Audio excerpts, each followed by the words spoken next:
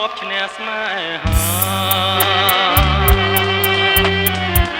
ពេលយកតែត្រាយចិន្តាស្រពោអូខាក៏កែបងសូមផ្ញើខ្លួនជីវិត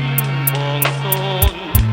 មកមិនបានអូនមកស្នាំងំបែនឹងណាសំដីអែមអែមពីបងទុនទិញឈ្មោះតែបោផាស្រីសុបិនឃើញអូនរាល់ពេលរាត្រីសូមអូនប្រណីទាំងក្តីរៀង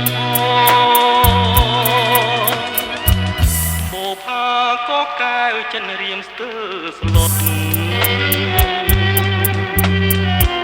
អូនជាអសត់នៃជីវិតបងប្រាថ្នាប្រដប្រាញ់អូនជាគូក្រងរួមរួមស្នេហ៍ស្នងអូនហើយនឹងបងជាគូពកអើយ